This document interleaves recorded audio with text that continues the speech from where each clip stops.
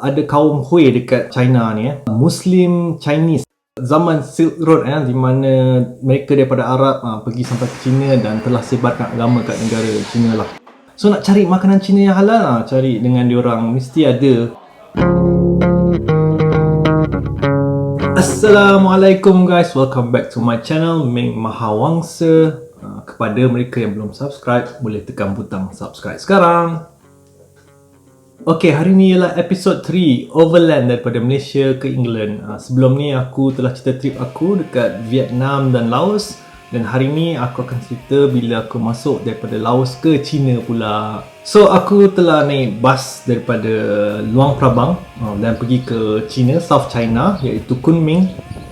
Trip dia agak lama jugalah, naik bas 28 jam, lalu Gunung Ganang lagi sekali. Bas ni memang penuh lah dengan orang Cina daripada tanah besar. So memang bising lah daripada awal.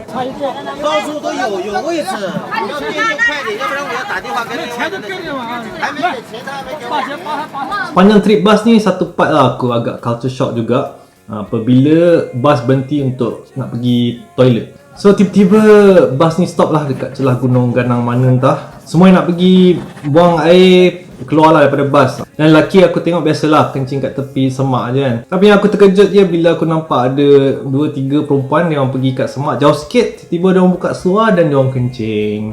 First time jugalah nampak buntut diorang.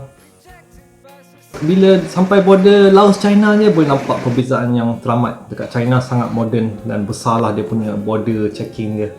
Selepas 28 jam aku sampailah ke China pada hari esok ni. Aku agak underestimate China juga sebab first kali aku ingat bolehlah guna internet Google ke apa kan, tapi dia block semua Google, Facebook, apa-apa yang kaitan dengan US dia block. Tu masalahnya, semua aku punya account registered dengan Google.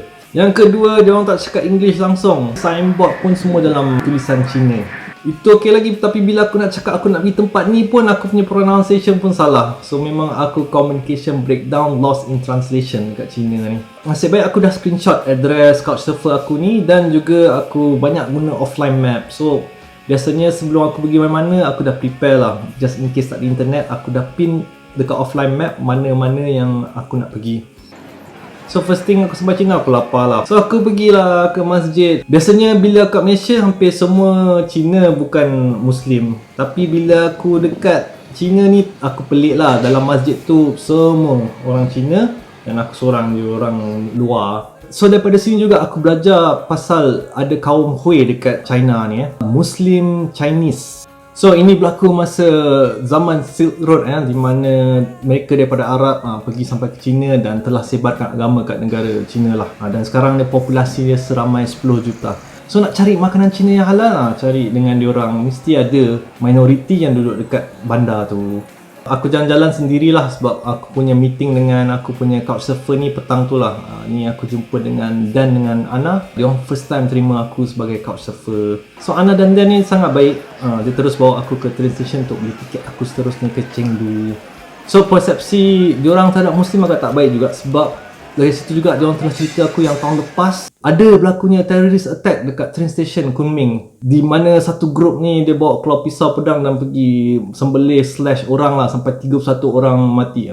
I was 15 meters from the attackers then. I saw them slicing the victims one by one. Aku baca dia kata orang daripada Xinjiang, dia orang tak puas hati dengan kerajaan dia dan aku rasa dia cuba keluar daripada China tapi tak dibenarkan. So dia tak puas hati, dia buat perkara yang tak sepatutnya lah. Then policemen came and sprayed us with fire extinguishers.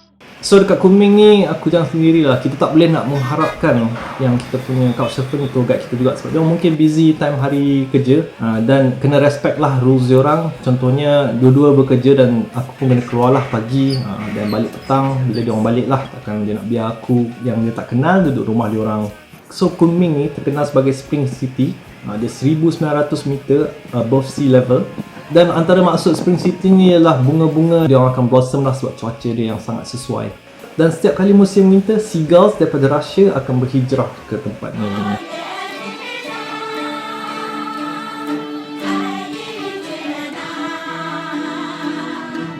So aku telah jalan-jalan sendiri dekat Green Park Lake, antara taman yang famous jugalah kat Kunming.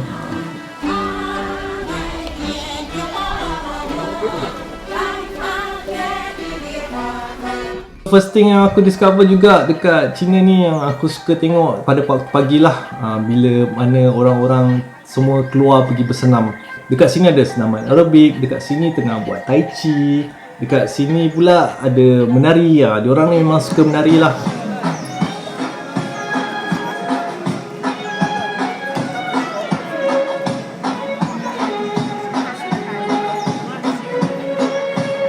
Aku tak duduk dekat Kunming lama sangat, hanya 2 malam. So aku nak terus ke destinasi aku seterusnya, iaitu ke Chengdu. Dan train ke Chengdu ni 18 jam juga lah, tapi train ni lagi comfortable lah.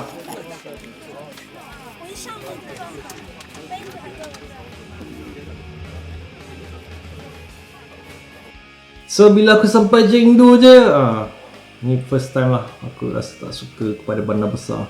Chengdu ni terkenal dengan panda, tapi aku tak jumpa pun seekor panda. Chengdu ni bandar dia sangat besar, so nak pergi satu tempat ke satu tempat kena naik public transport. Tapi nasib baiklah aku jumpa kawan baru dekat Couchsurfing, iaitu Reneke daripada Netherlands dan juga Michael, orang Malaysia Sarawak. Dia ni banyak bantu akulah. Aku selalu mendoakanmu agar kau bahagia bersama dia. Dia kat Chengdu time tu ialah cikgu kindergarten So dia memang bawa aku jalan-jalan lah.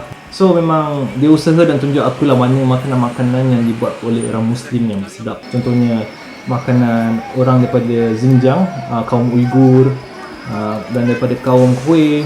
Dan dia kata cili daripada provinsi Sichuan ni, daripada tempat dia lah Chengdu ni, ialah antara cili terpedas. Dan kita orang makanlah macam steamboat. Dia kasih aku makan sepedas-pedasnya. Aku memang suka pedas Here we lah. go, Sichuan chili biting. Alright, are you feeling good? You can feel the vibration between the lips. Yeah, then the spice comes out of it.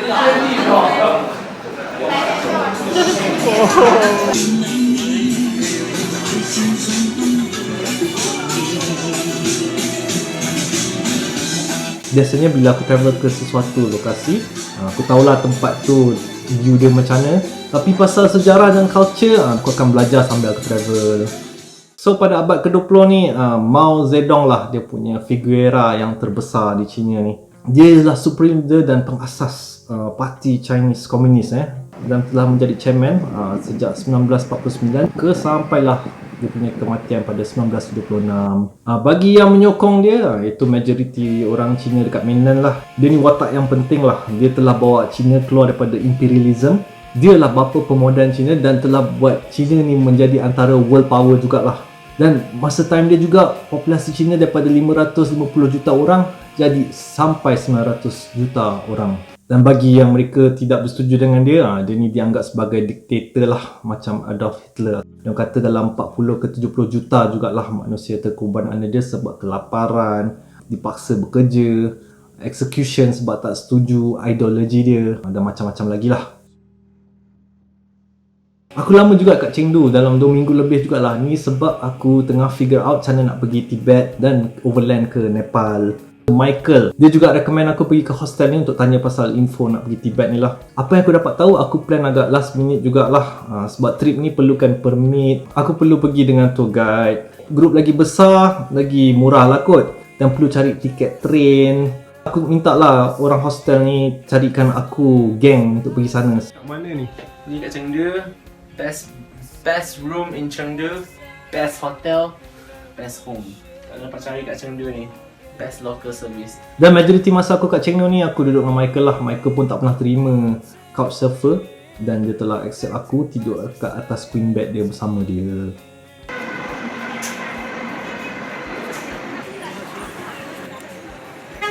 So banyak aktiviti sosial jugalah aku buat dekat Chengdu ni. Macam pergi gathering, pergi karaoke, makan shaoku. So best jugalah. Kita kat China sekarang, ni Chengdu, banyak panda, cantik gila.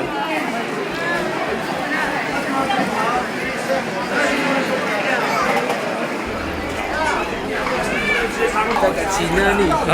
Cakap bahasa Cina. Aku Cina sesat lah aku. Cincang linglong lah. Boleh tu.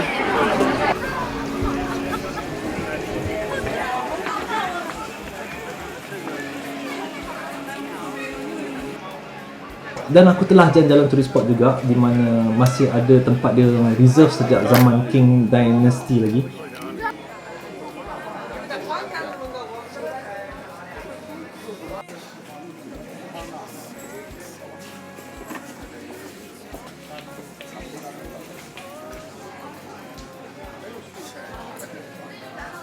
So disebabkan aku plan trip aku last minute juga dekat Tibet ni, so aku tak dapat permit sampai hari last day.